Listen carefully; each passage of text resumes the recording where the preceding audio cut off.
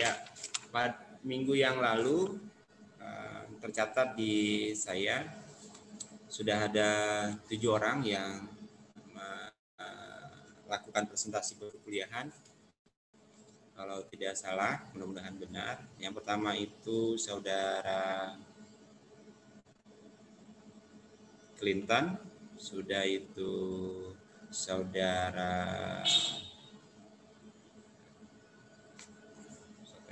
Clinton, sudah itu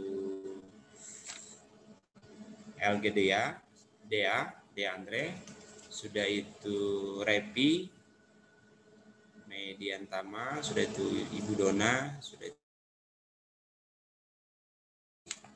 Oke teman-teman semua, melanjutkan. Ada yang belum saya sebut? Sudah ya semua ya? Pak, saya minggu kemarin udah Pak. Siapa itu? Iya Pak. Iya, kan sudah saya sebut Repi. Mutia juga sudah Pak. Oh, Mutia.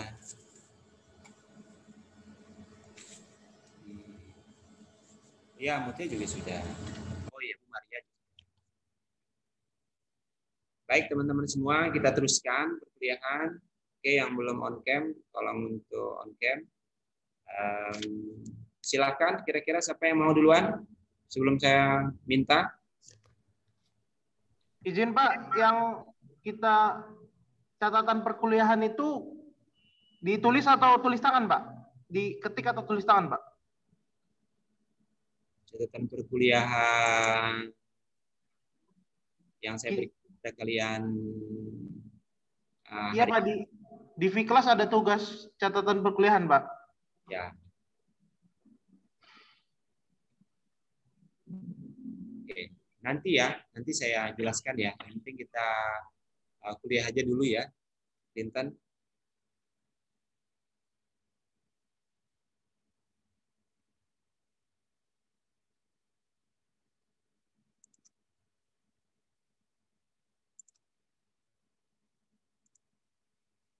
Ya, terkait dengan catatan perkuliahan, mendengarkan saya semua ya.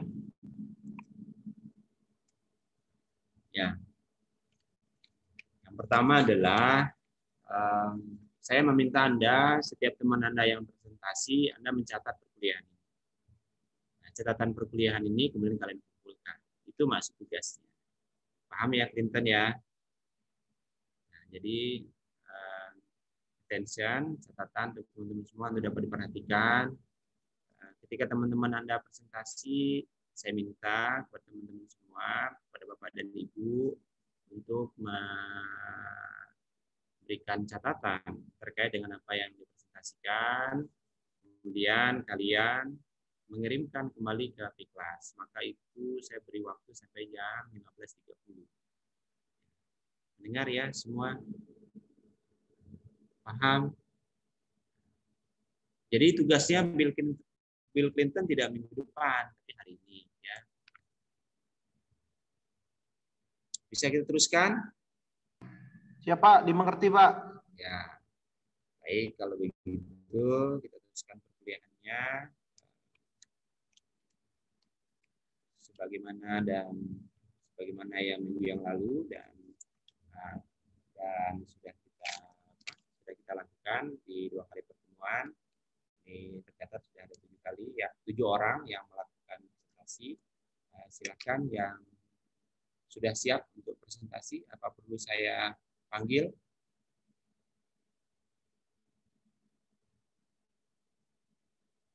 Oke, kalau begitu saya panggil saja. Sebelum saya panggil, tolong semua untuk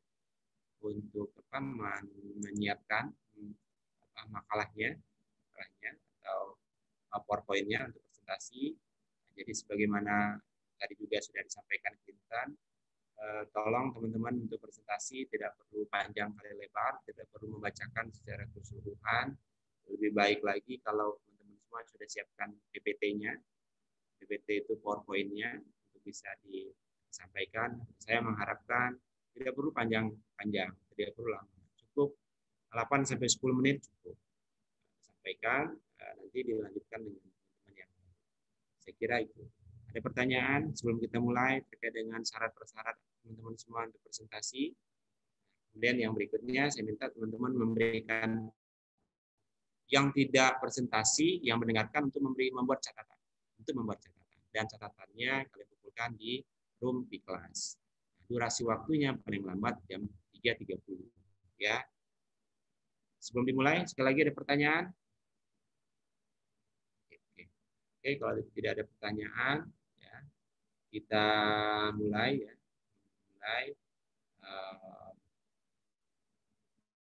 Mulai perkuliahannya. Kita mulai dari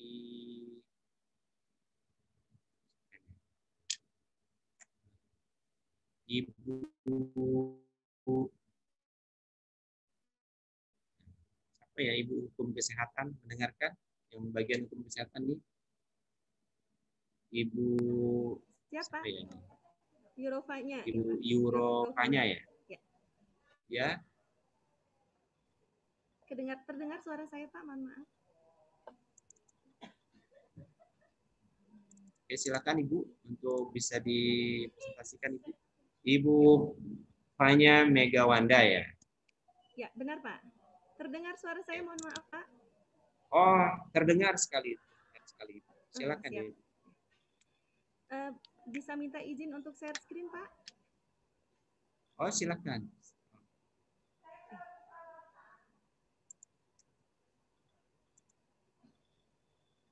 Belum bisa.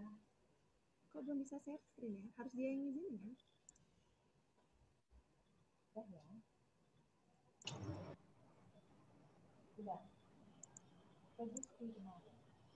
Saya yang men-share screen, apa Ibu yang men-share screen? Saya bisa, Pak.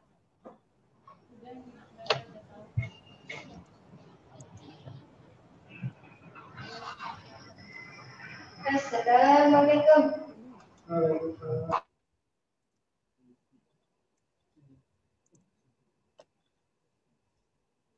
Mohon maaf, di sini nggak bisa share screen, Pak. Itu Mbak Euro buka dulu PPT-nya, nanti baru Mbak Euronya balik ke Zoom-nya, nanti langsung klik share screen. Mbak Euronya keluar dulu, di minimize dulu. Oke. Minimize dulu Zoom-nya, nanti dibuka dulu PowerPoint-nya, baru nanti kembali ke Zoom, ya. langsung share screen. Ya. Oh iya. Baik, terima kasih ya Mas Rahim sudah dibimbing. Ya Pak. Ya, silakan Mbak Euro.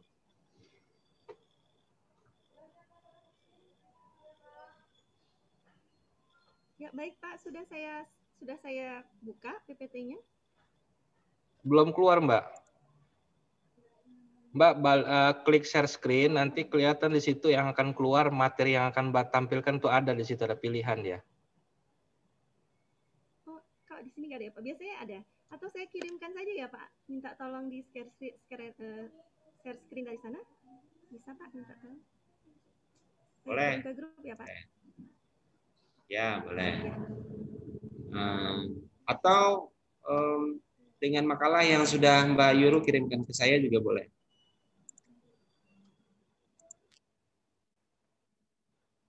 Ya.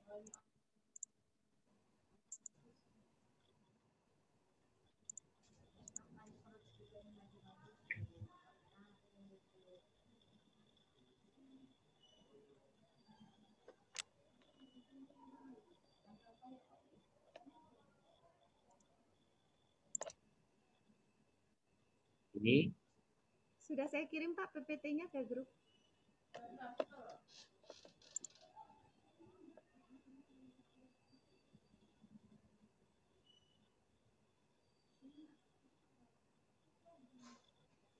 Ya, baik. Saya sudah kirim Pak PPT-nya ke grup. Izin Pak, PPT-nya dikirim ke grup Pak. Oh gitu.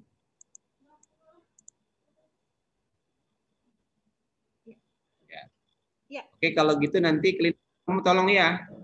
Nanti kamu tolong ya. Kalau begitu kita majukan yang lain. Selesai dari ini nanti Mbak Euro ya. Mbak Euro kita pending dulu ya.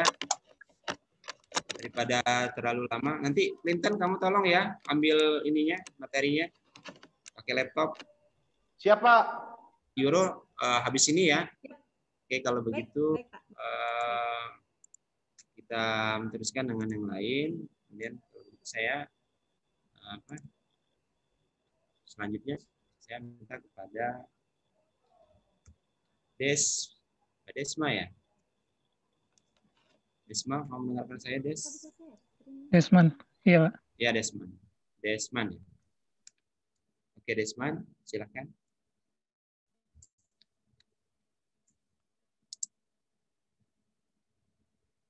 Oke, silakan Desman. Udah kelihatan Pak? Oke, sudah.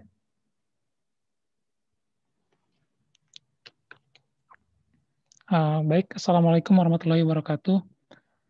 Sebelumnya terima kasih kepada Pak Yus atas kesempatannya. Di sini saya akan memaparkan hasil tugas saya. Jadi tugas saya itu tentang organisasi perangkat daerah. Nah, di sini saya mengambil tema mengenai dasar pembentukan dan susunan organisasi perangkat daerah menurut Peraturan Pemerintah Nomor 18 Tahun 2016 tentang perangkat daerah.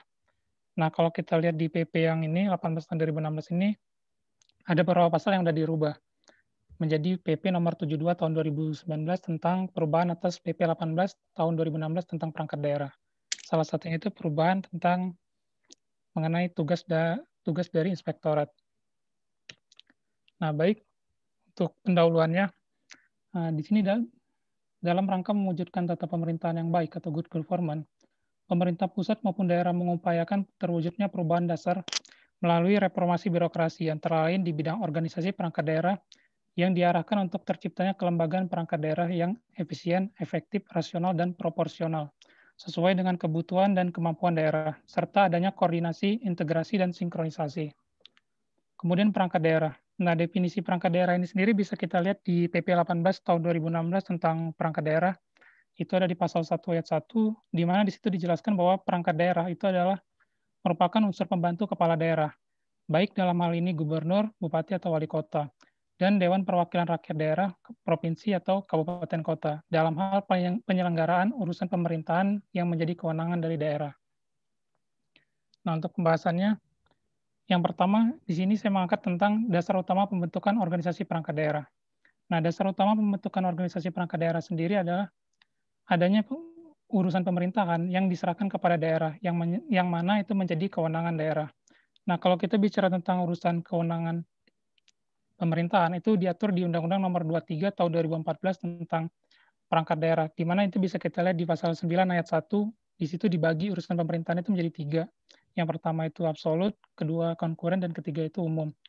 Nah, untuk urusan pemerintahan daerah yang sendiri, itu dibagi menjadi urusan pemerintahan daerah yang berkaitan dengan pemerintahan wajib dan urusan pemerintahan pilihan.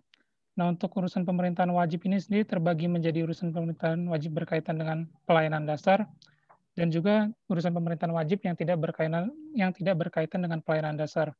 Untuk contoh yang berkaitan dengan pelayanan dasar itu seperti pendidikan, kesehatan, sosial. Sedangkan yang tidak berkaitan dengan pelayanan dasar itu contohnya seperti tenaga kerja, UMKM, terus koperasi, dan satu lagi tentang perlindungan anak dan pemberdayaan perempuan.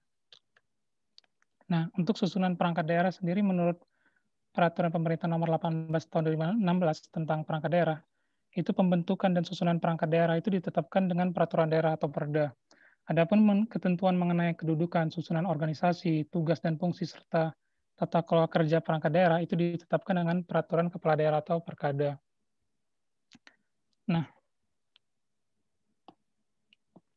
unsur-unsur perangkat daerah yang ada saat ini kalau dikelompokin jadi 5 elemen dasar organisasi.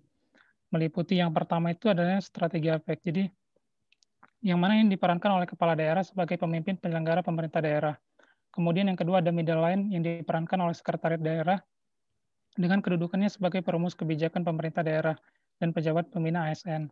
Kemudian yang ketiga ada operation core yang diperankan oleh dinas sebagai pelaksana urusan pemerintahan. Kemudian yang keempat ada teknostruktur yang diperankan oleh badan sebagai fungsi penunjang pelaksanaan urusan pemerintahan. Dan yang kelima itu ada supporting staff yang diperankan oleh sekretariat daerah dan sekretariat DPRD maksudnya yang melaksanakan tugas-tugas kesekretariatan. Nah, secara garis besar kalau kita lihat di PP nomor 18 tahun 2016, perangkat daerah itu sendiri jenisnya dibagi menjadi 2, yaitu perangkat daerah provinsi dan perangkat daerah kabupaten kota. Nah, untuk perangkat daerah provinsi sendiri terdiri atas sekretariat daerah. Nah, sekretariat daerah ini sendiri dipimpin oleh sekretaris daerah yang mana tugasnya itu membantu gubernur dalam hal merumus atau menyusun kebijakan yang berkaitan dengan penyelenggaraan pemerintahan. Yang kedua adalah sekretariat DPRD. Sekretariat DPRD ini sendiri ini adalah unsur yang berkaitan dengan pelayanan administrasi dan dia juga sebagai unsur pendukung atas suatu tujuan atau maksud saya atas tugas dan fungsi dari DPRD provinsi. Nah, yang ketiga inspektorat. Nah, inspektorat ini unsur pengawas. Kemudian yang keempat ada dinas. Untuk dinas ini adalah unsur pelaksana yang mana tugasnya itu membantu gubernur dalam hal pelaksanaan urusan pemerintahan yang menjadi kewenangan daerah. Yang kelima adalah badan. Badan ini adalah unsur penunjang, yang mana perannya itu membantu gubernur dalam hal pelaksanaan fungsi penunjangan pemerintah daerah. Nah, untuk perangkat daerah kabupaten kota sendiri, ini sama sebenarnya seperti perangkat daerah provinsi, cuma di sini ada kecamatan.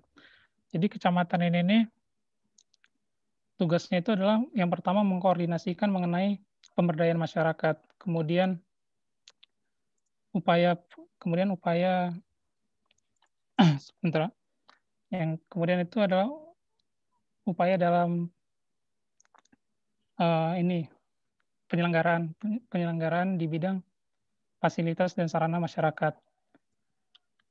Dan terakhir itu penutup. Nah, untuk penutupnya sendiri adalah perangkat daerah adalah unsur pembantu kepala daerah, baik itu gubernur atau bupati wali kota dan perwakilan rakyat daerah provinsi atau kabupaten kota dalam penyelenggaraan urusan pemerintahan yang menjadi kewenangan daerah provinsi atau kabupaten kota. Dasar utama pembentukan organisasi perangkat daerah adanya urusan pemerintahan yang diserahkan kepada daerah yang mana menjadi kewenangan daerah. Nah, yang kedua, susunan organisasi perangkat daerah itu ditetapkan dengan peraturan daerah atau perda dan ketentuan mengenai kedudukan, susunan organisasi, tugas dan fungsi, serta tata kerja perangkat daerah itu ditetapkan dengan peraturan kepala daerah atau perkada, baik itu gubernur maupun bupati atau wali kota. Jenis perangkat daerah sendiri terdiri dari perangkat daerah provinsi dan kabupaten kota. Untuk perangkat daerah provinsi sendiri terdiri dari sekretariat daerah, sekretariat DPRD provinsi, inspektorat, dinas, dan badan. Sedangkan untuk daerah kabupaten kota sendiri meliputi sekretariat daerah, kemudian sekretariat DPRD, inspektorat, dinas, dan badan kecamatan. Mungkin cukup sekian presentasi dari saya. Kurang lebihnya saya mohon maaf. Saya kembalikan lagi kepada Pak Yus. Baik, terima kasih Desman ya. Yang sudah menyampaikan makalahnya terkait dengan organisasi perangkat daerah.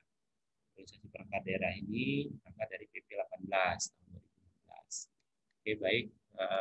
Selanjutnya, terima kasih Desman yang sudah presentasi. Selanjutnya saya persilahkan Ibu Yuro tadi untuk mempresentasikan tugasnya. Silakan Ibu.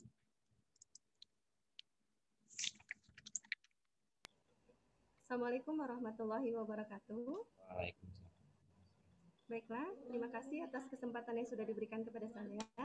Pada kesempatan kali ini saya akan mempresentasikan tentang pajak dan retribusi daerah serta peranannya terhadap PAD, pendapatan asli daerah, di era otonomi daerah.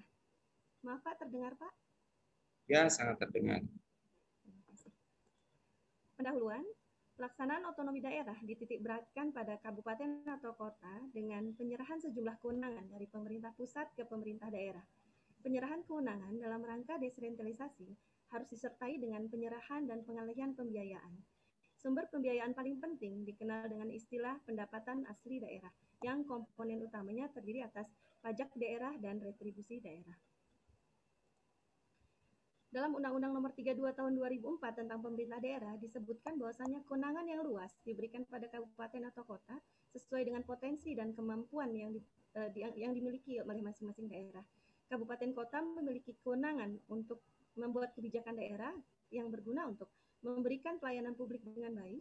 Kedua, meningkatkan peran serta masyarakat, prakarsa dan pemberdayaan masyarakat, yang semuanya ini bertujuan untuk meningkatkan kesejahteraan masyarakat. Perlu kita ketahui dulu, yaitu pajak adalah kontribusi wajib pada daerah yang bersifat memaksa berdasarkan undang-undang dengan tidak mendapatkan imbalan secara langsung dan digunakan untuk keperluan daerah bagi sebesar-besarnya kemakmuran rakyat. Sedangkan retribusi sendiri Sedangkan retribusi sendiri adalah pemungutan daerah sebagai bayaran atas jasa atau pemberian izin tertentu yang khusus disediakan dan atau diberikan pemerintah untuk kepentingan pribadi atau badan. Dengan adanya otonomi daerah, daerah dipacu untuk lebih berkreasi mencari sumber penerimaan daerah yang dapat mendukung pembiayaan pengeluaran daerah. Kemudian rumusan masalahnya, seberapa besar kontribusi pajak dan retribusi daerah dalam pendapatan asli daerah? Yang kedua, bagaimana peran pajak daerah dan retribusi daerah dalam peningkatan pendapatan asli daerah di era otonomi daerah? Pembahasannya, ciri daerah mampu berotonomi terletak pada kemampuan keuangan daerah. Artinya, daerah otonom harus mempunyai kemampuan untuk menggali sumber-sumber keuangannya sendiri, mengelola dan menggunakannya untuk membiayai penyelenggaraan pemerintah daerahnya. Sedangkan PAD sendiri adalah pendapatan yang bersumber dari kekayaan daerah itu sendiri, dipungut oleh pemerintah dan digunakan untuk membiayai pemerintahan. PAD merupakan alternatif untuk memperoleh tambahan dana yang dapat digunakan untuk berbagai keperluan pengeluaran daerah sendiri yang khususnya bersifat rutin. Ya. Kemampuan keuangan daerah dan anggaran daerah pada dasarnya adalah kemampuan dari pemerintah daerah dalam meningkatkan penerimaan pendapatan asli daerah atau PAD. Arah ke aspek kemandirian bidang keuangan yang biasanya diukur dari desentralisasi fiskal atau otonomi fiskal daerah yang diketahui melalui perhitungan retribusi PAD terhadap total APBD serta kontribusi pajak dan retribusi daerah terhadap PAD.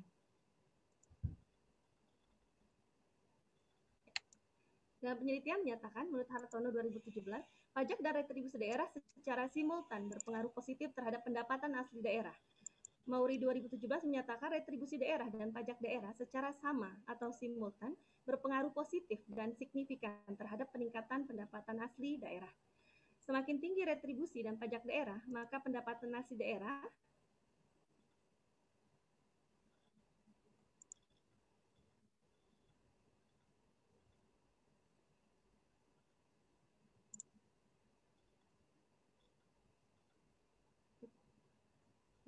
Semakin tinggi retribusi dan pajak daerah, maka pendapatan asli daerah akan semakin meningkat. Sebaliknya, semakin rendah retribusi dan pajak daerah, maka pendapatan asli daerah akan semakin menurun. Yang terakhir yaitu penutup. Kesimpulan, pajak dan retribusi daerah secara simultan berpengaruh terhadap pendapatan asli daerah, yang berarti semakin meningkatnya penerimaan dari pajak dan retribusi daerah, maka akan mengakibatkan semakin meningkat pula pendapatan asli daerah. Yang kedua, pajak dan retribusi daerah berpengaruh positif dan signifikan pada PAD, yang berarti seiring dengan meningkatnya retribusi daerah, maka turut meningkatkan PAD, dan semakin tinggi pajak daerah, maka semakin tinggi pula pendapatan asli daerah yang akan diterima oleh pemerintah. Yang terakhir, bagi masyarakat diharapkan untuk meningkatkan kesadaran dalam membayar kewajiban pajak maupun retribusi daerah. Masyarakat ikut berkontribusi dalam membangun daerahnya dan berkontribusi dalam upaya meningkatkan kesejahteraan daerahnya. Mungkin itu, Pak. Baik, terima kasih Ibu Yuro yang sudah mempresentasikan makalahnya dengan bentuk PPT. Saya kira cukup bagus dan cukup memberikan informasi kepada kita terkait dengan pajak dan retribusi daerah. Oke, baik, terima kasih Ibu yang sudah presentasi. Oke, selanjutnya. Sama, Pak.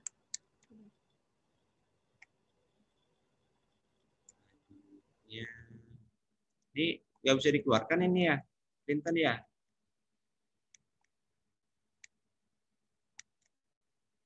Bapak langsung share ulang aja, Pak.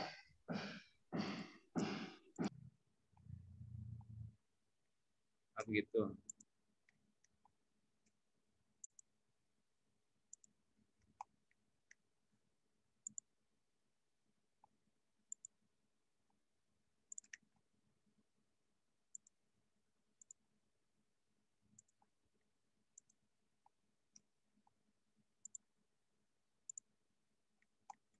Oke, baik, selanjutnya saya minta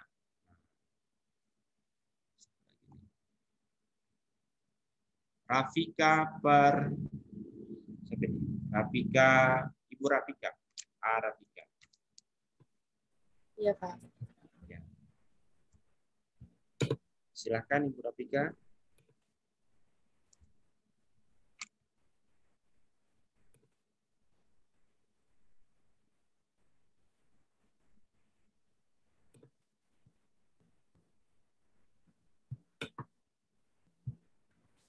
Terima kasih Pak Yusdianto atas kesempatannya. Selanjutnya saya akan mempresentasikan makalah saya yang berjudul Perimbangan Keuangan Pemerintah Pusat dan Pemerintah Daerah terhadap Dana Alokasi Umum di Indonesia. Dalam menciptakan suatu sistem perimbangan keuangan yang proporsional, demokratis, adil, dan transparan berdasarkan atas pembagian kewenangan pemerintahan antara pemerintah pusat dan pemerintah daerah, maka telah diundangkan Undang-Undang Nomor 33 Tahun 2004 tentang perimbangan keuangan antara pemerintah pusat dan pemerintah daerah yang merupakan penyempurnaan dari Undang-Undang Nomor 25 Tahun 1999 tentang perimbangan keuangan antara pemerintah pusat dan daerah. Penyempurnaan dari undang-undang tersebut antara lain penegasan prinsip-prinsip dasar perimbangan keuangan pemerintah pusat dan daerah sesuai asas desentralisasi, dekonsentrasi, dan tugas pembantuan, penambahan jenis dana bagi hasil dan sektor pertambangan panas bumi, pajak penghasilan atau PPH, Pasal 25/29 wajib pajak orang pribadi dalam negeri dan PPH Pasal 21. Pengelompokan dana reboisasi yang semua termasuk dalam komponen dana alokasi khusus menjadi dana bagi hasil. Penyempurnaan prinsip pengalokasian dana alokasi umum dan penyempurnaan prinsip pengalokasian dana alokasi khusus. Dana perimbangan bertujuan untuk menciptakan keseimbangan keuangan antara pemerintah pusat dan daerah dan antara dana perimbangan terdiri dari dana bagi hasil dari penerimaan pajak dan SDA, dana alokasi umum, dan dana alokasi khusus. Merupakan sumber pendanaan bagi daerah dalam pelaksanaan desentralisasi yang alokasinya tidak dapat dipisahkan satu sama lain. Dana alokasi umum bertujuan untuk pemerataan kemampuan keuangan antar daerah melalui penerapan formula yang mempertimbangkan kebutuhan belanja pegawai, kebutuhan fiskal, dan potensi daerah. Dana alokasi khusus dimaksudkan untuk mendanai kegiatan khusus yang menjadi urusan daerah dan merupakan prioritas nasional, sesuai dengan fungsi yang merupakan perwujudan tugas kepemerintahan di bidang tertentu, yang khususnya dalam upaya pemenuhan kebutuhan sarana dan prasarana pelayanan dasar masyarakat. Dana alokasi umum adalah dana yang bersumber dari pendapatan APBN yang dialokasikan dengan tujuan pemerataan kemampuan keuangan antar daerah untuk mendanai kebutuhan dalam daerah pelaksanaan desentralisasi. DAU merupakan bagian dari dana perimbangan bertujuan mengurangi kesenjangan fiskal antara pemerintah pusat dan daerah. Dengan jumlah keseluruhan DAU ditetapkan sekurang-kurangnya 26% dari pendapatan dalam negeri netto yang ditetapkan dalam APBN. DAU untuk suatu daerah dialokasikan atas dasar celah fiskal dan alokasi dasar yang dihitung berdasarkan jumlah gaji pegawai negeri sipil daerah. Kebutuhan fiskal daerah merupakan kebutuhan pendanaan daerah untuk melaksanakan fungsi layanan dasar umum. Setiap kebutuhan pendanaan diukur secara berturut-turut dengan jumlah penduduk, luas wilayah, indeks kemahalan konstruksi, produk domestik regional bruto per kapita, dan indeks pembangunan manusia. Alokasi dasar atau AD dihitung berdasarkan realisasi gaji pegawai negeri sipil daerah tahun sebelumnya yang meliputi gaji pokok dan tunjangan-tunjangan yang melekat sesuai dengan peraturan penggajian PNS yang berlaku. Celah fiskal merupakan selisih dari kebutuhan fiskal dengan kapasitas fiskal. Dengan demikian, daerah yang memiliki kapasitas fiskal tinggi dengan kebutuhan fiskalnya rendah, maka perolehan dana alokasi umum yang akan didapatkan jumlahnya akan kecil. Dan sebaliknya, bagi daerah yang kapasitas fiskalnya rendah, sementara kebutuhan akan fiskalnya tinggi, sudah dipastikan dana alokasi umum yang akan didapatkan jumlahnya akan besar. Jika dalam perhitungan menghasilkan celah fiskal negatif, maka jumlah DAU yang diterima oleh Pemda sebesar alokasi dasar setelah diperhitungkan dengan celah fiskalnya. Celah fiskal negatif atau kapasitas fiskal yang lebih besar dari kebutuhan fiskal menandakan bahwa pendapatan daerah yang berasal dari PAD, dana bagi hasil pajak, dan dana bagi hasil sumber daya alam dari Pemda tersebut sudah cukup tinggi sehingga daerah tersebut lebih sedikit dan tidak membutuhkan alokasi dari pusat untuk membiayai belanja daerah. Sebagaimana yang dimuat pada lembaran Penpres nomor 10 tahun 2013, dana alokasi umum atau DAU adalah dana yang bersumber dari pendapatan APBN yang dialokasikan dengan tujuan pemerataan kemampuan keuangan antar daerah untuk mendanai kebutuhan daerah dalam rangka pelaksanaan desentralisasi. DAU merupakan bagian dari dana perimbangan bertujuan mengurangi kesenjangan fiskal antara pemerintah pusat dan daerah dan antar pemerintah daerah. Berikut merupakan contoh realisasi alokasi dana alokasi umum daerah di 32 provinsi di Indonesia pada tahun anggaran 2013. Berdasarkan data pada tabel di atas, dana alokasi umum dalam kurun waktu 2013 sebesar 1,8 triliun rupiah diperoleh oleh Provinsi Papua, lalu Provinsi Jawa Tengah sebesar 1,6 triliun rupiah. Pengalokasian yang ketiga tertinggi itu Provinsi Jawa Timur sebesar 1,6 triliun rupiah.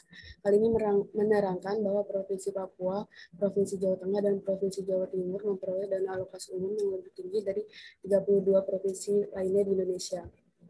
Ini disebabkan Papua, Jawa Tengah, dan Jawa Timur memiliki alokasi gaji pegawai negeri sipil dan celah fiskal yang lebih besar dibandingkan provinsi lainnya di Indonesia. Sedangkan 3 provinsi pengalokasian dana alokasi umum terendah masing-masing adalah Provinsi Kalimantan Timur sebesar 55 miliar rupiah, menyusul Provinsi DKI Jakarta sebesar 299 miliar rupiah, dan Provinsi Banten sebesar 617 miliar rupiah.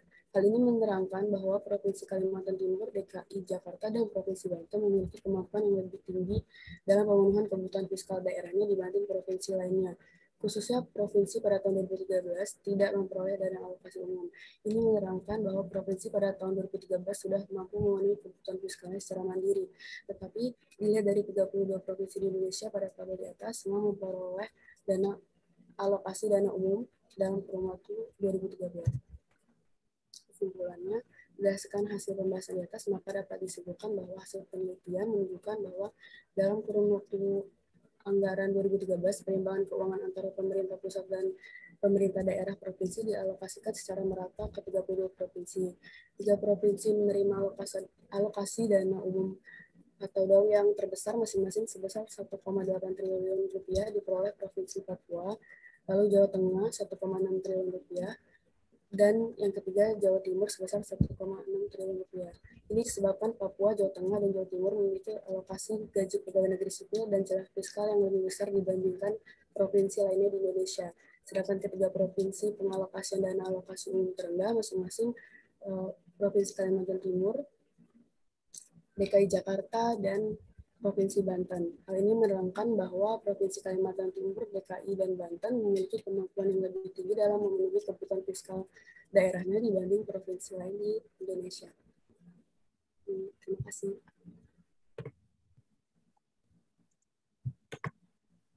Oke, sudah, Rafika? Ya, sudah. Sudah, tolong di-close ya dari share screen.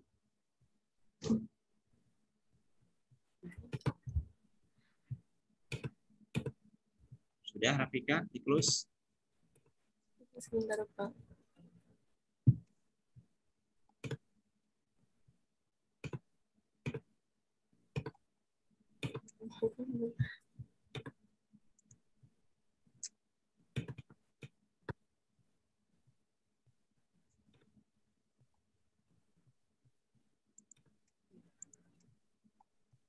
Oke, baik, sudah close ya dari ini dari share screen. Selanjutnya apa ya? Tadi si Rafika sudah menyampaikan tentang pertimbangan keuangan pusat dan daerah ya, dengan memberikan beberapa contoh terkait dengan pertimbangan keuangan pusat dan daerah. Oke, selanjutnya saya minta screen-nya. Nah, Hendy Gusta. Hendy, kamu mendengarkan saya?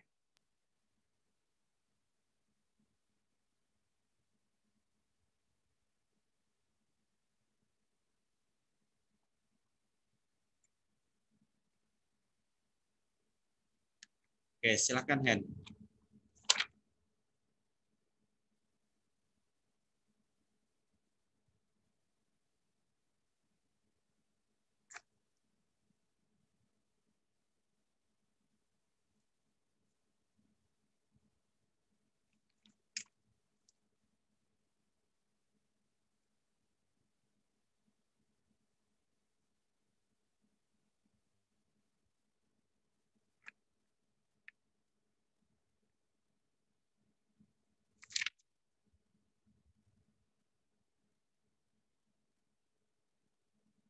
Silakan Hen.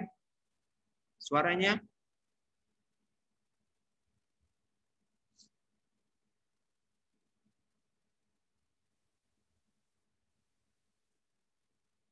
Tolong Hen, suaranya tak terdengar.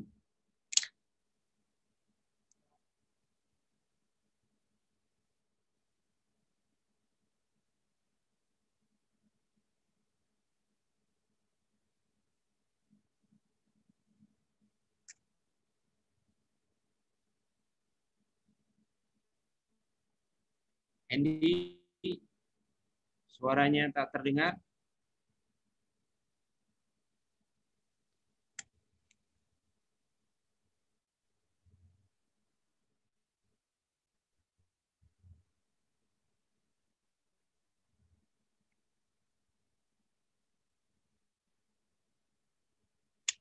Oke, baik.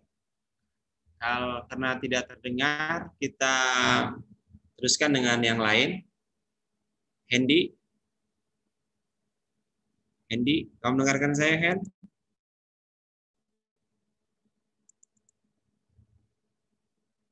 Hendy, kamu mendengarkan saya? Halo. Halo. Ya. Dengar ya, Pak? Ya. Ya, terima kasih Pak Yusdianto. Maaf menunggu lama. Saya akan menjelaskan tentang kedudukan gubernur sebagai wakil pemerintah pusat yang ada di daerah pada masa Orde Baru hingga reformasi. Pertama, oke, silakan. Ya, yang pertama sebenarnya ruang lingkupnya saya batasi, yaitu yang pertama dari masa Orde Baru itu yang ada Undang-Undang Nomor 5 Tahun 74, kemudian pasca reformasi lahirnya Undang-Undang Nomor 22 Tahun 99, kemudian beralih lagi selanjutnya 32 2004 dan sekarang adalah Undang-Undang 23 Tahun 2014. Yang pertama yang akan saya bahas adalah pada masa Orde Baru itu kedudukan gubernur itu selain sebagai kepala daerah juga sebagai kepala wilayah. Nah, artinya selain itu juga dalam hal pemilihan gubernur itu ditunjuk langsung secara oleh pemerintah pusat. Dalam artian ini adalah yang sifatnya sangat sentralistik. Nah, semuanya bermuara kepada pemerintahan pusat.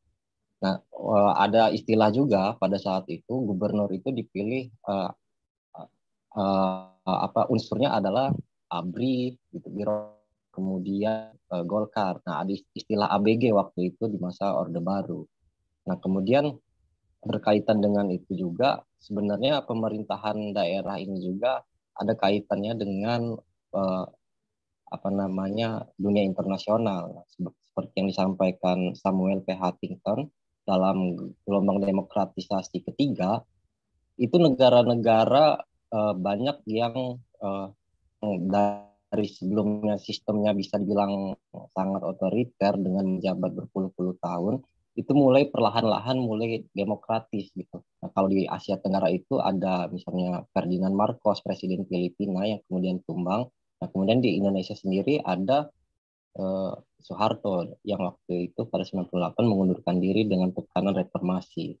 Nah, pasca itu juga lahirlah beberapa produk hukum terkait dengan kebebasan sipil dan juga demokratisasi. Nah, salah satunya adalah tuntutannya adalah dengan adanya otonomi daerah seluas-luasnya.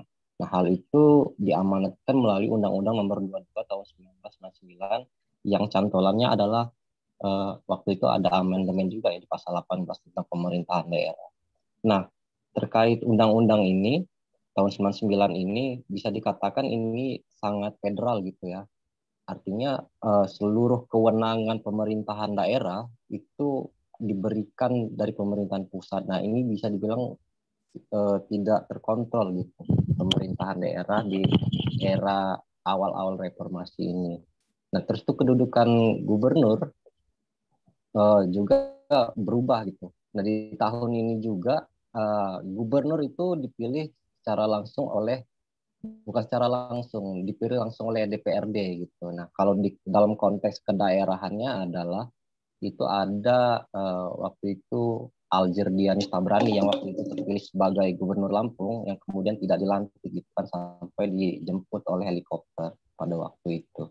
Nah kemudian berubah kembali dinamika pemerintahan daerah ini dengan adanya Undang-Undang 32 tahun 2004. Nah ini sebenarnya satu kesatuan dengan Undang-Undang tahun 33 tahun 2004 tentang perimbangan keuangan antar pusat dan daerah. Nah, berbicara mengenai pemerintahan daerah juga berbicara mengenai kewenangan dan juga keuangan gitu kan. Artinya dana-dana yang dikelola mungkin kawan-kawan sebelum sudah menyampaikan terkait dana alokasi umum dan dana alokasi khusus gitu ya.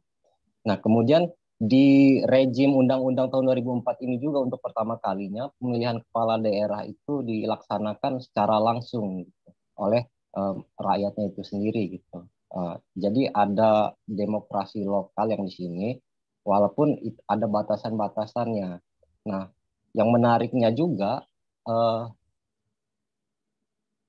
awal mula di dalam demokrasi sebenarnya ada paradok di sini ya. Ada dalam bukunya Demokrasi Muka 2 itu disebutkan bahwa ini adalah awal mulanya demokratisasi di Indonesia gitu dengan adanya pilkada langsung dan kemudian sampai saat ini adanya pilkada serentak. Namun menimbulkan permasalahan baru ternyata banyaknya dinasti-dinasti politik gitu. Nah, sebelumnya kan inginnya bahwa pemerintahan daerah itu khususnya provinsi itu yang dikuasai oleh orang-orang lokalnya, putra daerahnya. Namun ternyata faktanya banyak sekali dinasti-dinasti politik yang ada di daerah-daerah. Seperti contohnya di Lampung sendiri ada Saharudin, kemudian mantan gubernur, kemudian anak-anaknya yang menjadi Bupati Lampung Selatan dan juga Wakil Bupati di Pringsewu. Nah, walaupun sudah ada mengajukan materi di MK, namun itu kemudian ditolak oleh MK karena itu merupakan hak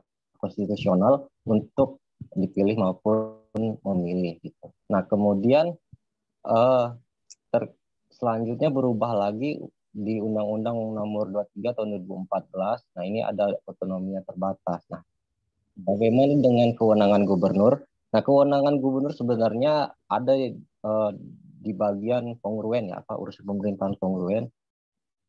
Ada pembinaan terhadap pemerintahan kabupaten kota gitu. Nah, namun dalam prakteknya lebih banyak ke politiknya daripada ke hukumnya gitu kan. Seperti misalnya ada ketidaksinkronan atau tidak ada kepatuhan kabupaten kota terhadap provinsi gitu. Nah, dalam hal pembinaan juga ternyata banyak praktek-praktek terkait dengan pilkada langsung justru melegitimasi banyaknya praktek korupsi di daerah-daerah. Nah ini juga menjadi pertanyaan besar, mengapa gubernur tidak bisa membina pemerintahan di kabupaten. Nah khusus di Lampung sendiri, itu setidaknya ada 5 kabupaten yang terjerat kasus korupsi, mulai dari Tanggamus, Lampung Tengah, Lamsel, Mesuji, dan Lampung Utara. Nah ini menjadi pertanyaan besar. Apakah bagian pembinaan baik inspektorat maupun dan yang lain-lainnya Menteri Dalam Negeri, apakah tidak sampai ke sana? Nah kemudian ini mengenai dekonsentrasi atau pelimpahan sebagian urusan pemerintahan kepada pemerintah daerah gitu. Selanjutnya tugas pembantuan. Nah, sebenarnya ini yang ada dalam Undang-Undang tahun 74 yang saya jelaskan di awal gitu. Selain sebagai pemerintah kepala daerah juga sebagai kepala wilayah dalam menjalankan pemerintahan daerah. Nah, kemudian ini yang bisa dikatakan sangat federal ya di Undang-Undang tahun 22 tahun 99 gitu.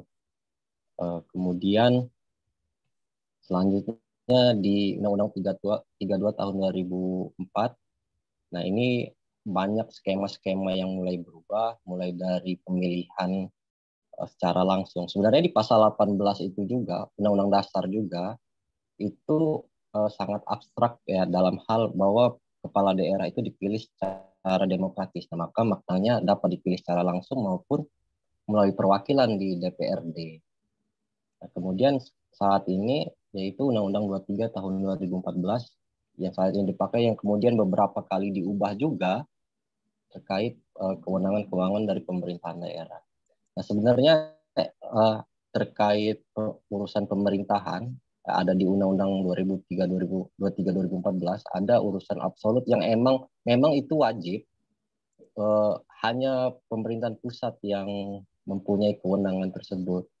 Tapi yang menjadi kajian menarik adalah mengenai politik luar negeri. Nah, karena ada beberapa case, ternyata pemerintahan daerah itu juga melakukan kerjasama dengan perusahaan-perusahaan multinasional. Nah, itu kan menjadi kajian yang cukup menarik juga. Dan kemudian urusan bersama baik pemerintah pusat, provinsi, dan kabupaten kota yang sebelumnya mungkin sudah dijelaskan oleh Bang Desman gitu kan. Ada wajib dan juga pilihan. Dan juga ada urusan pemerintahan umum.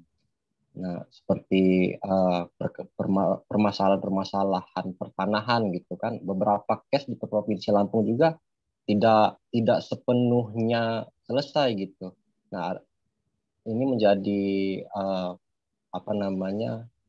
permasalahan walaupun sudah ada solusi, bukan solusi sebenarnya, langkah yang ditempuh dengan adanya mafia satgas tanah gitu. Akhirnya untuk menjelaskan permasalahan-permasalahan daerah yang merupakan urusan pemerintahan umum yang ada instansi vertikal maupun pemerintahan daerahnya. Ya, mungkin sekian Pak Yusdianto yang dapat saya sampaikan. Terima kasih. Wassalamualaikum warahmatullahi wabarakatuh. Waalaikumsalam warahmatullahi wabarakatuh. Jadi, terima kasih Hendy Gusta ya sudah menyampaikan tugas yang diberikan terkait dengan kedudukan gubernur sebagai wakil pemerintah pusat di daerah.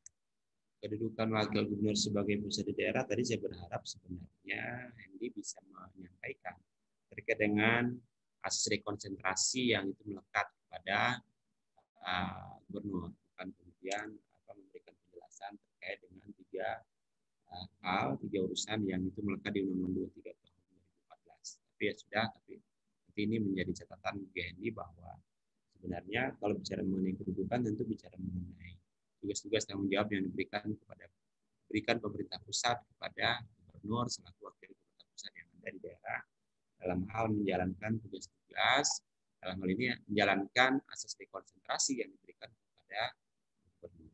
Oke, baik. Terima kasih Hendy. Selanjutnya ini saya minta kepada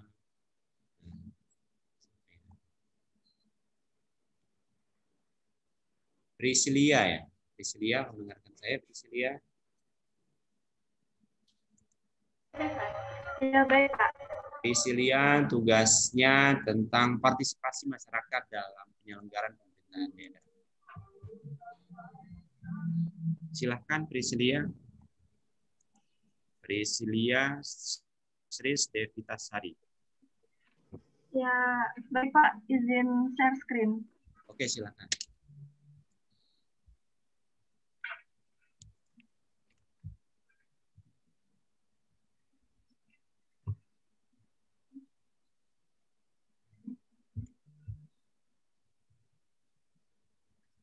Maaf Pak, sudah di share screen, sudah tampil belum Pak? Sudah.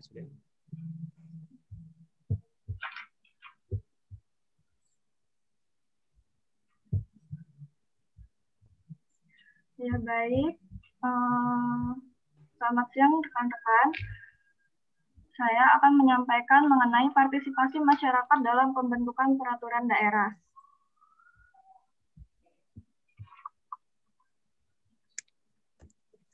Pendahuluan, kewenangan yang diberikan kepada daerah khususnya dalam hal membuat peraturan perundang-undangan, dalam hal ini peraturan daerah, selama ini terasa ditanggapi secara berlebihan.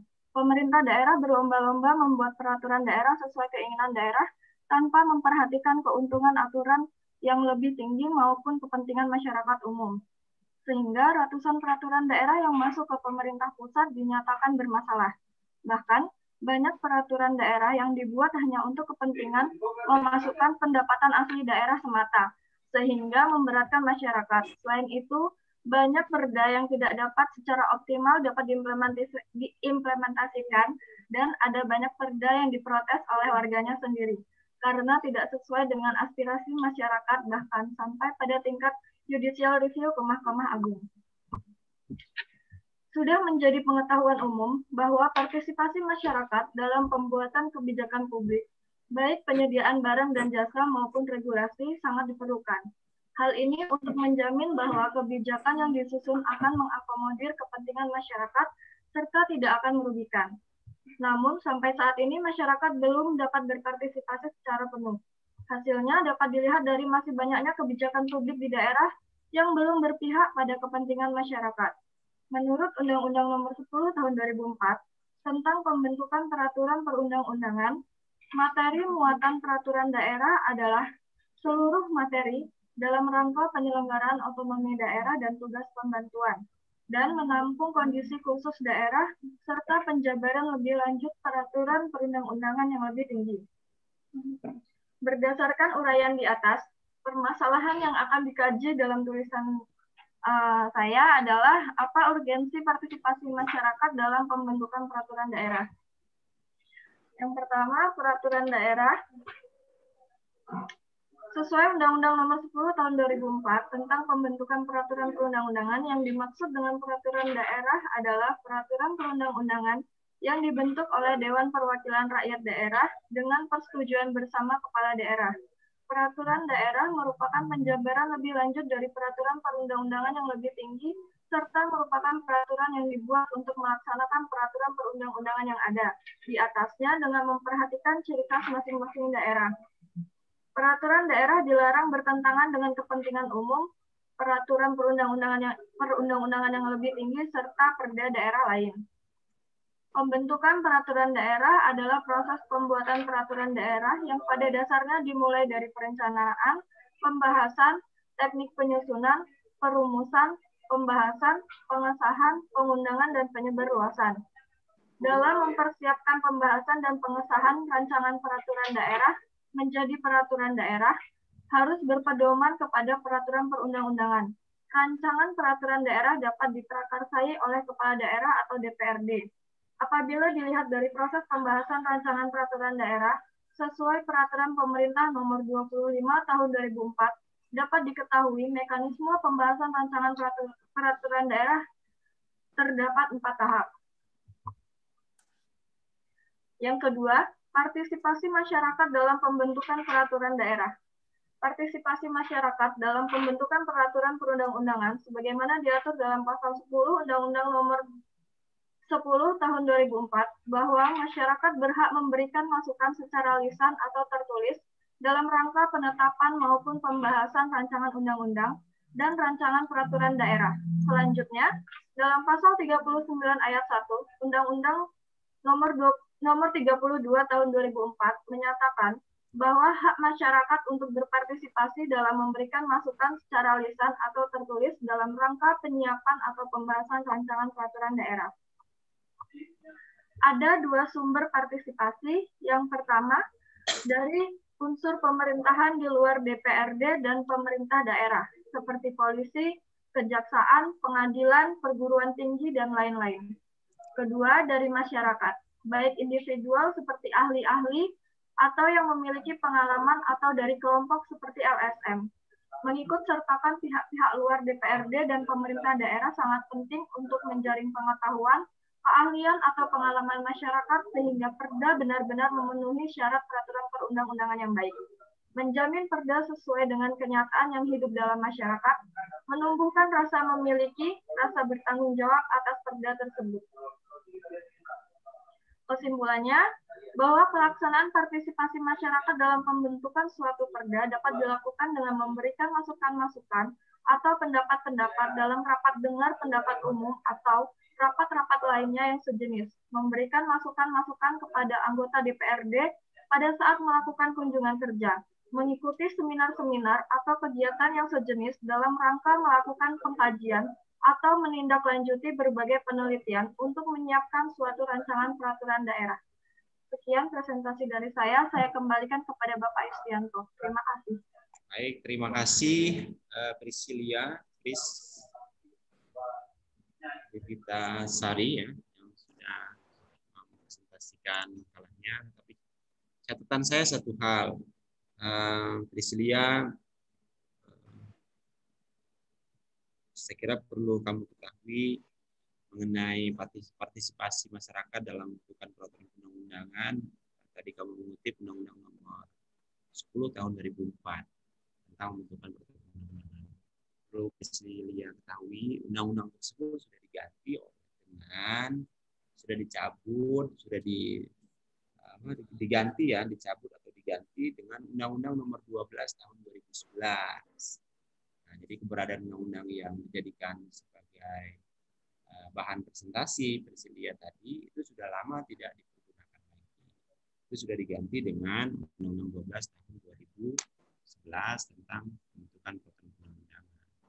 Memang di situ diberikan ruang bagi masyarakat dalam tiap tahapan ya, baik dia dalam pembentukan program legislasi maupun yang kedua dalam hal pembahasan peraturan undang-undangan, masyarakat diberikan kesempatan yang seluas-luasnya untuk memberikan masukan ya, dengan peraturan undang-undangan baik itu undang-undang maupun perda yang sedang dibahas. Oke, saya kira itu Priscilia. Tentu saya sangat terima kasih kepada saudari yang sudah mempresentasikan tugas yang sudah saya berikan kepada saudara. Oke, berikutnya saya minta kepada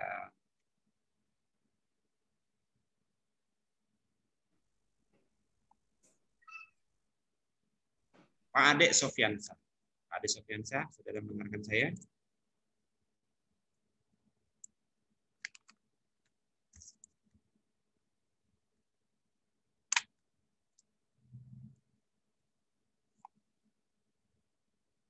Oke, kalau Pak Ade belum siap, pindah ke yang lain. Oke.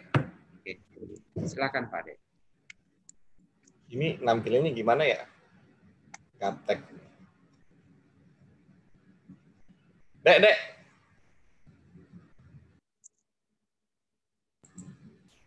Saya kirim ke Bill ya, Bill. Ya, kirim sama. Ya, Bang.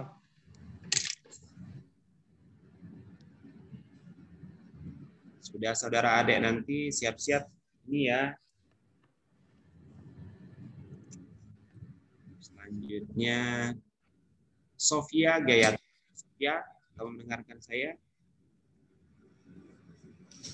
Bis Pak Ade kamu ya, Sofia? Ya, Pak. Oke. Baik, terima kasih.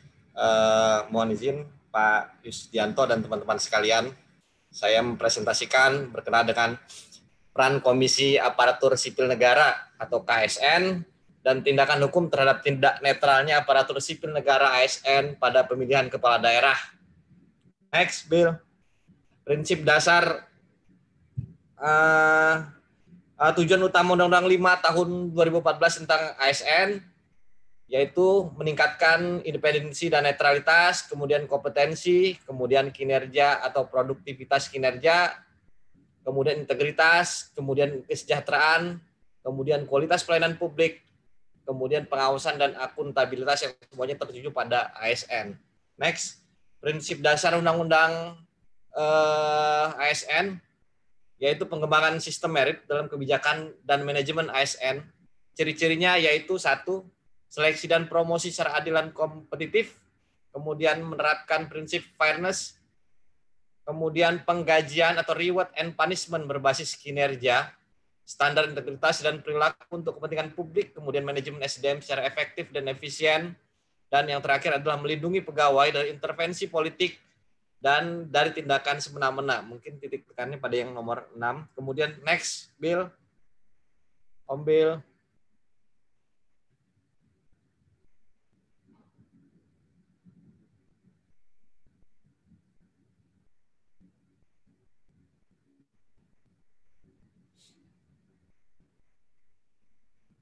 Nggak bisa ya?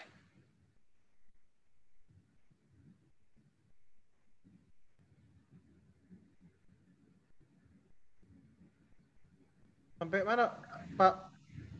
Ke bawah lagi, Bill. Om Bill. Sip.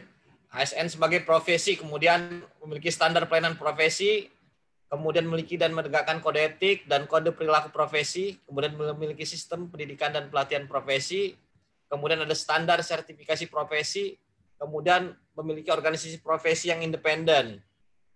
Next, ambil. Nah, kemudian salah satu persoalan yang menjadi perhatian saat ini adalah adanya politisasi terhadap ASN. Kondisi ini berpengaruh terhadap kualitas kinerja ASN karena berpotensi terjadi konflik kepentingan. ASN yang diharapkan memiliki profesionalitas dalam menjalankan peran dan fungsi sebagai pelayan masyarakat yang profesional menjadi sulit terwujud karena dibenturkan dengan berbagai kepentingan. Pihak yang berpotensi melakukan politisasi pada ASN dapat berasal dari internal ataupun eksternal, yaitu berasal dari atasan ataupun pihak lain yang dapat mempengaruhi seorang ASN.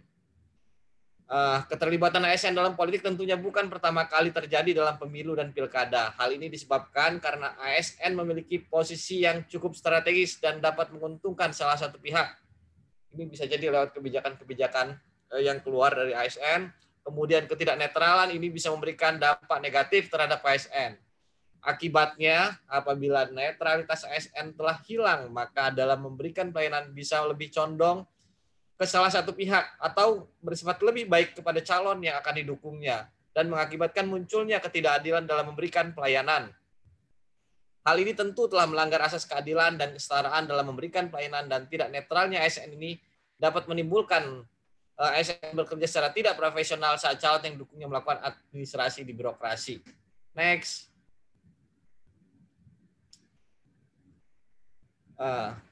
Kemudian netralitas ASN selalu menjadi salah satu isu hangat dalam praktek pemilihan kepala daerah. Sumber daya manusia yang dimiliki birokrasi merupakan rebutan bagi para calon, khususnya calon incumbent atau petahana. Hal ini berlaku timbal balik karena sudah menjadi rahasia umum bahwa akan ada beberapa oknum ASN yang secara tak langsung ikut menjadi tim. Kalau sang calon menang, maka sang oknum ikut menuju kejayaan paling tidak 5 tahun ke depan. Jika sang calon kalah, maka riwayatnya juga tamat dan dalam hitungan bulan. Biasanya ASN tidak terang-terangan menjadi tim sukses calon kepala daerah karena hal itu jelas dilarang. Soal dukung-mendukung dalam pemilu kada ini tentu ada motifnya berdasarkan pengalaman menjadi tim sukses dan calonnya sudah dapat dipastikan. Promosi jabatan menunggu di depan mata, tetapi kalau salah dukung, tunggu saja pembalasannya dari sang pemenang. Mutasi jabatan menjadi hal lumrah. Oke, ini data dari KSN. Kemudian next. Nah, ini paradoks politisasi birokrasi. Kepala daerah yang juga sebagai PPK atau pejabat pembina kepegawaian. Ini sejatinya ASN yang bekerja pada pemerintahan daerah dihadapkan pada hal yang dilematis. Apabila calon petahana atau incumbent yang mencalonkan diri kembali untuk menjadi calon kepala daerah, jika ASN tidak mengikuti arahan petahana, dikhawatirkan perkembangan jenjang karir akan sulit karena petahana merupakan kepala daerah dan juga pejabat pembina kepegawaian atau PPK. Terdapat pula ASN dengan sadar mengabaikan netralitas guna ingin mencapai tujuan pribadi dengan mendukung pasangan calon tertentu dengan harapan jika dia terpilih maka ASN tersebut dapat posisi ataupun jabatan tertentu sesuai dengan yang disepakati atau yang diinginkan. Next.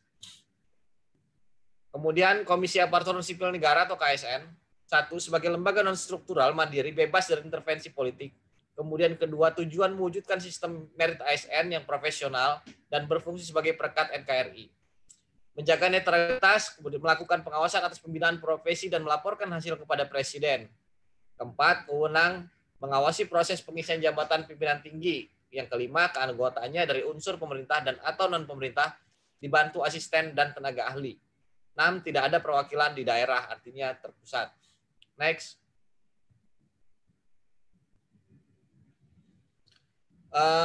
Keterlibatan hukum ASN di pemerintahan daerah baik provinsi maupun kabupaten kota dengan melanggar aturan yang ada di mana setiap ASN tidak boleh terlibat dalam tahapan-tahapan pelaksanaan pemilihan kepala daerah baik sebelum, selama dan sudah kampanye hingga dilantiknya kepala daerah terpilih yang baru. Artinya semua tahapan tersebut ASN wajib untuk menjaga netralitasnya. Kemudian pada dasarnya penanganan pelanggaran terkait netralitas ASN dilakukan oleh Badan Pengawas Pemilu atau Bawaslu Provinsi atau Kabupaten Kota yang menjadi lembaga berhak menerima laporan dan mempunyai wewenang untuk melakukan kajian terhadap laporan atau temuan dugaan pelanggaran netralitas ASN untuk memastikan apakah hal tersebut benar mengandung pelanggaran. Kemudian selanjutnya hasil pemeriksaan oleh Bawaslu teruskan kepada instansi yang berwenang untuk menjatuhkan sanksi dalam hal ini adalah KSN. Jadi dari Bawaslu kemudian direkom ke KSN. Yang ketiga, berdasarkan ketentuan aturan hukum yang berlaku, penjatuhan sanksi dilakukan oleh pejabat atau instansi yang berwenang. Adapun yang berwenang menjatuhkan sanksi yaitu KSN yang tetap mengkoordinasikan kepada pejabat pembina kepegawaian, dalam hal ini kepala daerah, dalam langkah tindak lanjut. Next. Ini tindak lanjut keputusan KSN. Di sini bisa dilihat alurnya. Sanksinya bisa berupa peringatan, teguran, kemudian perbaikan, pencabutan, pembatalan penerbitan keputusan, dan atau pengembalian pembayaran atau hukuman disiplin sesuai dengan ketentuan peraturan perundang-undangan, dan sanksi untuk PPK sesuai dengan ketentuan peraturan perundang-undangan. Next.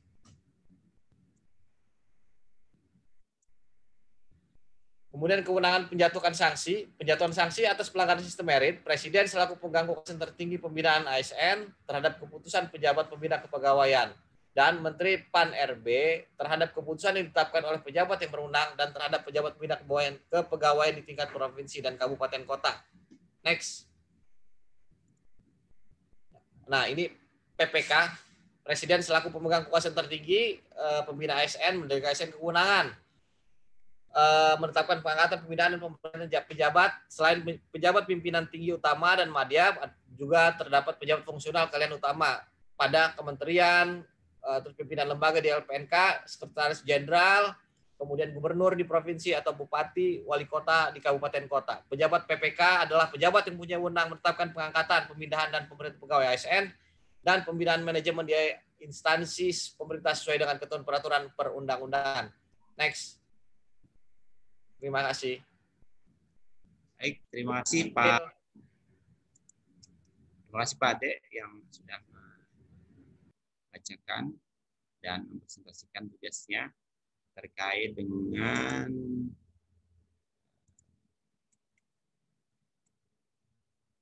peran komisi ASN, dan tindakan hukum terhadap tidak netralnya aparatur sipil negara pada pemilihan kepala daerah. Di makalah yang saya baca ada 9 lembar, tadi sudah disampaikan dan dipresentasikan oleh Pak Ade tadi. Pak Ade, sekali lagi terima kasih. Kita teruskan ke presentasi yang lain. Tadi saya minta siapa? Bu Sophia ya? Bu Sophia Gayatri ya? Oke, Bu Sophia, silahkan. Selesai ini saya kira cukup ya presentasinya, nanti kita teruskan di minggu depan kembali. Silahkan.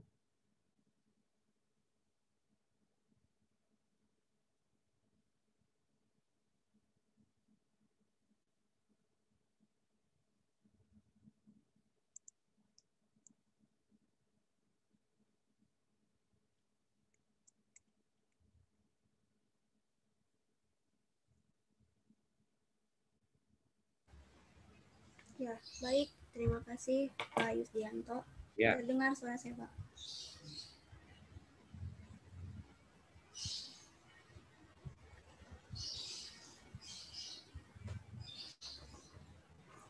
Saya akan memaparkan makalah saya yang berjudul tentang pelaksanaan Pilkada serentak tahun 2020 pada masa pandemi COVID-19.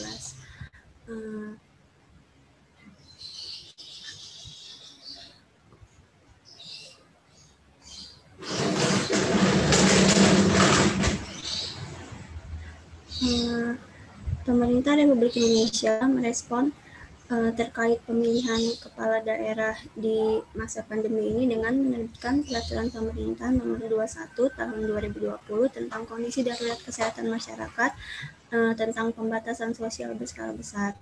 Adalah salah satunya upaya pemerintah dalam memutus mata rantai penyebaran COVID-19. Penerapan PSBB diatur dalam Peraturan Pemerintah Nomor 21 Tahun 2020 dengan Kepres 11 tahun 2020 tentang penetapan kedaruratan kesehatan masyarakat. Berbeda dari tahun-tahun sebelumnya, pemilihan kepala daerah serentak pada tahun 2020 sangatlah berbeda. Dikarenakan hal ini pertama kalinya pemilihan kepala daerah di tengah-tengah situasi pandemi COVID-19. Pemerintah Indonesia tetap melaksanakan pilkada serentak meskipun sebelumnya sempat tertunda, di mana sebelumnya pilkada ini direncanakan pada 23 September 2020 lalu, kemudian harus diundur ke tanggal 9 Desember 2020. Sesuai dengan keputusan bersama antara KPU, Bawaslu serta pemerintah dan DPR, serta dengan dikeluarkannya Undang-Undang Nomor 6 Tahun 2020 tentang penetapan peraturan pemerintah pengganti Undang-Undang Nomor 2 Tahun 2020 tentang perubahan ketiga atas Undang-Undang Nomor 1 Tahun 2014 tentang pemilihan gubernur, bupati, dan wali kota menjadi undang-undang.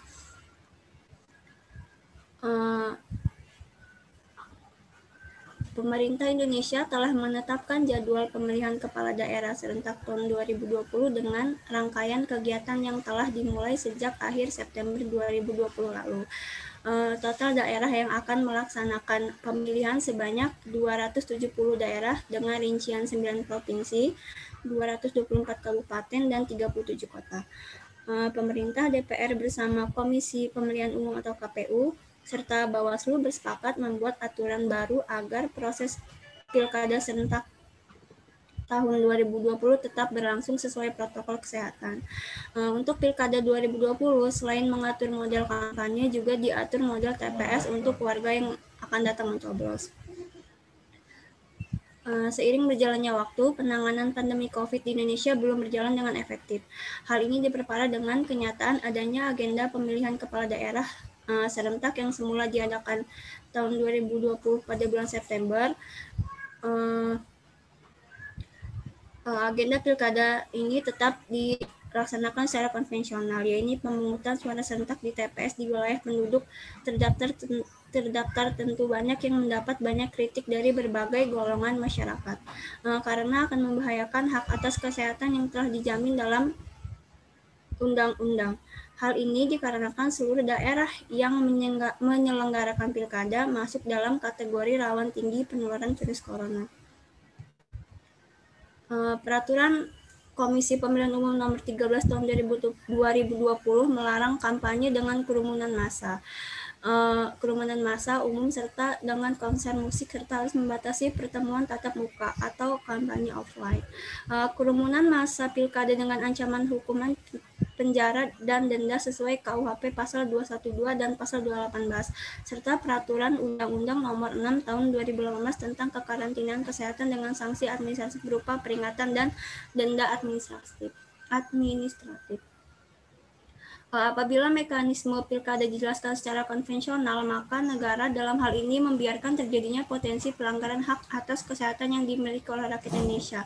Kedua, pandemi COVID masih belum dapat diprediksi kapan berakhirnya. Apabila pelaksanaan suksesi kepala daerah terus diundur sampai batas waktu aman untuk mengadakan pilkada secara konvensional, hal tersebut memungkinkan terjadinya kekosongan jabatan kepala daerah dalam waktu yang lama. Skema penunjukan PLT sangat mungkin dilakukan, namun hal tersebut sangat bertentangan dengan asas pemilihan kepala daerah yang harus dilakukan dengan cara demokratis sebagaimana disebutkan dalam pasal 18 ayat 4 Undang-Undang Dasar 1945. Nah, berikut beberapa contoh aturan yang akan diterapkan saat warga mencoblos di TPS Pilkada 2020. Nah, jumlah TPS-nya dikurangi menjadi kapasitasnya menjadi 800 orang menjadi 500 orang, dan kemudian kehadiran pemilih ke TPS diatur jamnya setiap jam untuk sekian pemilih. Jadi kehadiran pemilih diatur per jam sehingga tidak menumpuk di pagi seperti sebelumnya. Yang ini silakan dibaca oleh teman-teman sendiri, saya tidak akan menjabarkan. Saya akan masuk ke kesimpulan. Penting untuk mengkomunikasikan resiko dan urgensi pilkada ini kepada masyarakat. Hal lain yang diperlukan yaitu menghilangkan kampanye tradisional. Selain itu perlu juga adaptasi manajemen pencoblosan dengan memperbanyak TPS, aturan waktu dan protokol kesehatan, serta hak pilih bagi terdiagnosis COVID-19. Pesta demokrasi untuk keselamatan rakyat pada Pilkada 2020 wajib patuh pada kebijakan dan peraturan pemerintah terkait penanganan dan pencegahan COVID-19. Kandidat yang melanggar akan mendapat sanksi berupa peringatan tertulis, penghentian, dan pembubaran kampanye selama 3 hari sesuai dengan keputusan bersama antara KPU, Bawaslu, pemerintah, DPR, serta dikeluarkannya Undang-Undang Nomor 6 tahun 2020 tentang penetapan peraturan pemerintah pengganti Undang-Undang Nomor 2 Tahun 2020 tentang perubahan ketiga atas Undang-Undang Nomor 1 Tahun 2014. Sekian, Pak. Oke, baik. Terima kasih Sofia sudah menyampaikan masalahnya terkait dengan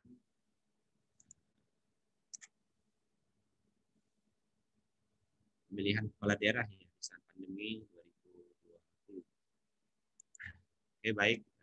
Saya kira cukup presentasi kita pada hari ini. Saya sudah mencatat ada kita mulai dari Desman, Ibu Euro, Rafika, Hadi, Sofia, terus Pak Ade, kemudian diakhiri dengan Sofia ya yang sudah menyampaikan, Sofia Gayatri yang terakhir yang menyampaikan. Dan menurut catatan saya masih ada setengahnya, ya, setengah yang belum presentasi. Catatan saya yang belum presentasi adalah mudah didengarkan. Pertama, Penny Monica, Siti Yunita, Aulia Ramadan, Mary Farida, Baby Tamara Rahmadani, M. Arif Wahyu, terus ada si UNC, kemudian Caca, Holpi, M. Rizky, Ahmad Kamal, dan Muhammad Habibi, dan terakhir Orima Melati yang belum menyampaikan presentasinya. Mudah-mudahan sampai di pertemuan berikutnya ini sudah selesai ya. Dari yang saya sampaikan ada yang belum saya sebutkan, yang tadi saya bacakan itu sudah menyampaikan presentasinya. Sebelum saya akhiri, silahkan ada pertanyaan.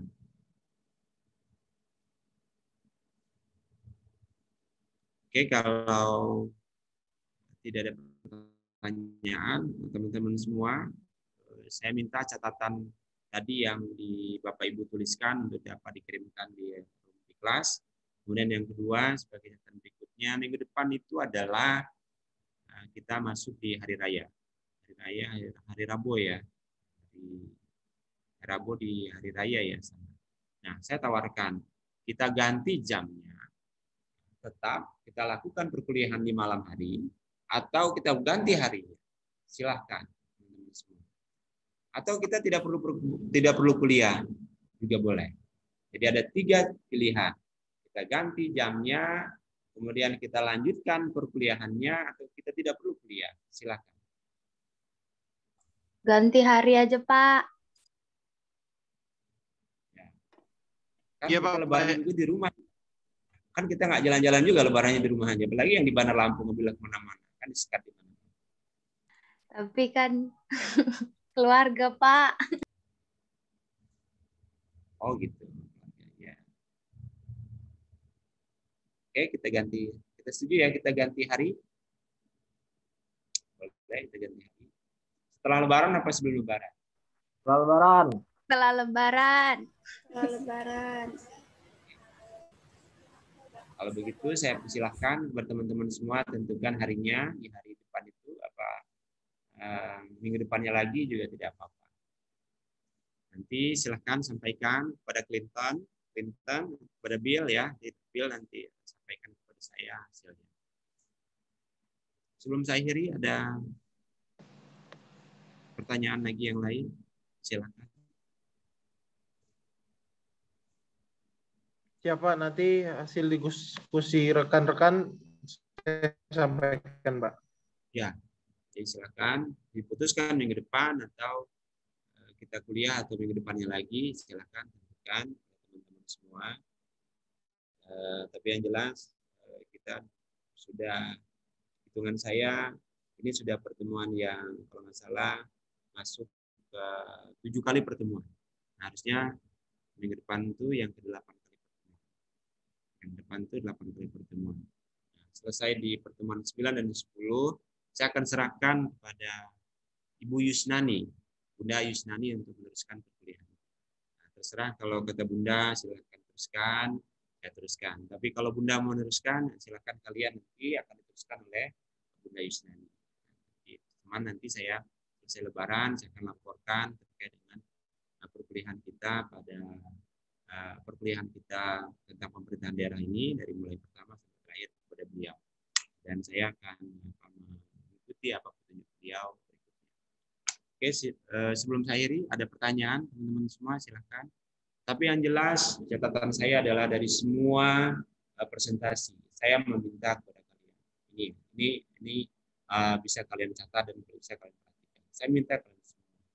Anda kalau mau presentasi sampaikan, saya minta kepada kalian untuk pertama dalam hal penulisan makalah masih banyak kurangnya. Saya harus sampaikan walaupun ini pahit menurut kalian. Makalah yang kalian sampaikan itu rata-rata masih banyak kekurangan dan kelemahannya. Kemudian yang kedua, dalam hal pengutipan literatur. Saya sekali lagi, saya bukan apa-apa. Kalau Anda mengutip beberapa aturan perundang-undangan yang sudah expired, sudah tidak ada keberlakuannya, itu tentu akan mempengaruhi hasil dari presentasi yang teman-teman lakukan. Kemudian yang berikutnya, dalam presentasi, namanya presentasi itu beda dengan membacakan. Presentasi itu adalah, apalagi membuat PPT, bisa Anda lihat kiat-kiat membuat PowerPoint. Kiat-kiat membuat PowerPoint itu tidak otomatis memindahkan makalah ke ruang PowerPoint. Anda cukup untuk memberikan beberapa penjelasan. Di PowerPoint itu klausul inti-intinya saja, nanti silakan kalian menjelaskan intinya. Untuk itu, kenapa? Seseorang yang membuat PowerPoint tentu sudah menguasai apa yang sudah dibuat di makalah. Makalah itu kan hasil karya, nanti kalian jelaskan di PowerPoint. Dan ini membuat audien itu tidak bosan untuk membaca dan mengikuti dan memperhatikan apa yang saya katakan ini sebetulnya nanti menjadi bahan teman-teman semua ketika Anda akan melakukan seminar proposal 1, proposal 2, dan ujian akhir. Semua sama seperti yang saya sampaikan. Nah, jadi dan belum lagi ada beberapa catatan saya yang lain terkait dengan makalah-makalah yang teman-teman bisa buat. Tapi secara umum, secara keseluruhan, saya anggap cukup baik apa yang saya sampaikan. Oke, teman-teman semua, sebelum diakhiri, silakan jika ada pertanyaan atau ada sanggahan atau ada apa, silakan. Ibu Maria, ada pertanyaan Ibu? Tidak ada. Ya. Ini aja Pak, tugas ini yang catatan kecil ini diketik apa ditulis tangan Pak? Boleh, kalau Ibu ada waktu sampai jam 3.30 nanti boleh ketik, boleh tulis tangan. Oh ya, baik. Makasih ya Pak. Jadi saya kasih kesempatan Anda sampai jam 3.30 ini ya. Tulis tangan juga boleh. Oke, yang lain silakan. Kamu, Orima?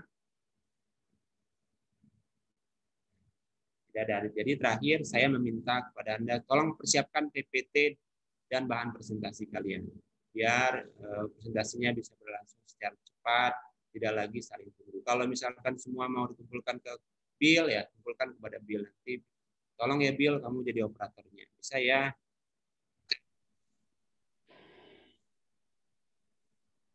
Pak? Ya. Silakan. Muhammad, Pidana Muhammad, silakan. Pak, tadi saya belum aktifkan Fiklas lagi, Pak. Ya. Jam 1 tutup nggak ada lagi. Iyalah. Fiklas. Kan memang waktunya dikasih waktu 15 menit, Muhammad Rizky. Iya, Pak. Apul, Pak. Lupa. Oke, baik. Ada lagi yang lain? Nah, kalau tidak ada, sekali lagi teman-teman semua, terima kasih atas partisipasi dan keikutsertaan dalam kuliah pada siang hari ini. Ya, sebelum saya akhiri, saya menyampaikan mohon maaf, minal aidin wal faizin untuk kita semua. Silahkan merayakan hari Lebarannya, dan nanti silahkan Clinton sampaikan kepada saya, kita akan teruskan perkuliahannya pada hari apa, atau pada minggu itu, atau pada minggu depan. Sekira itu saja dari saya. Sekali lagi terima kasih, saya akhiri, selamat siang, dan sampai jumpa di kesempatan yang lain. Assalamualaikum warahmatullahi wabarakatuh. Waalaikumsalam warahmatullahi wabarakatuh.